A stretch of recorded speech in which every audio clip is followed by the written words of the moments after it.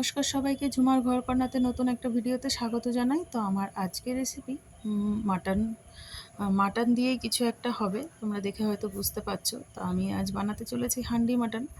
তো হান্ডি মাটন বানানোর জন্য আমাদের সবার প্রথম এখানে লাগছে মাটন। আমার এখানে 1 কিলোর মতো মাটন আছে।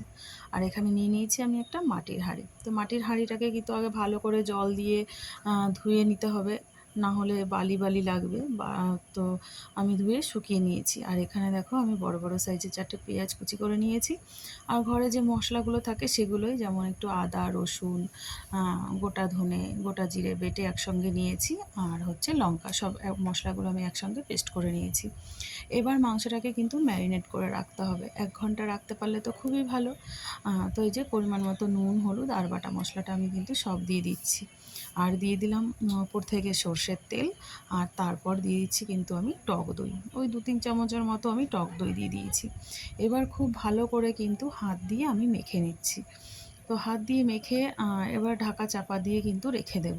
তো আমি এবার 1 ঘন্টা মতো পর আমি আবার ফিরে এসেছি। তো এই যে আমার হাঁড়িটাকে আমি উনুনে বসিয়ে দিয়েছি। আর হচ্ছে আমি কিন্তু গ্যাসের উনুনেই রান্না করছি।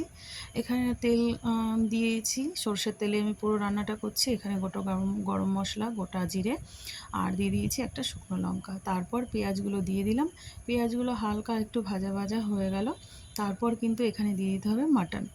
এই যে মাটনটাও দেওয়ার পর খুব ভালো করে কিন্তু কষিয়ে নিতে হবে। আর গ্যাসের ফ্লেমটা কিন্তু একদম মিডিয়াম আঁচে রাখতে হবে, তা না হলে নিচে লেগে যাওয়ার ভয় থাকবে। তো এই যে আমার এবার জল ছেড়ে দিয়েছে, একটু আমি ঢাকা দিয়ে দিয়ে রান্না করব, কষিয়ে নেব। আর তারপর একটু কষিয়ে নিয়ে আমি এর মধ্যে দিয়ে দিয়েছি টমেটো কুচি। টমেটোটা দিয়ে আবারও আমি খুব ভালো করে নাড়াচাড়া করে নিচ্ছি আর ভালো করে কষিয়েও নিচ্ছি। তো আমার এই যে এখানে কিন্তু কষানো হয়ে গেছে। এবার হচ্ছে আমি ঝোলের জন্য আমি জল দেবো এখানে। তো এখানে কিন্তু একদমই ঠান্ডা জল দেওয়া চলবে না, জলটাকে হালকা গরম করে নিয়ে কিন্তু দিতে হবে। তো এই যে আমার ঝোলের জন্য আমি জল দিয়ে দিয়েছি। আর এবার হাঁড়িটাকে সিল করতে হবে। তো তার জন্য আমি কিছুটা পরিমাণ আটা মেখে নিয়েছি। আটাটা কিন্তু হাঁড়ির উপরে ভালো করে লাগিয়ে নিতে হবে, যাতে ভেতরের হাওয়াটা বাইরের দিকে না আসে।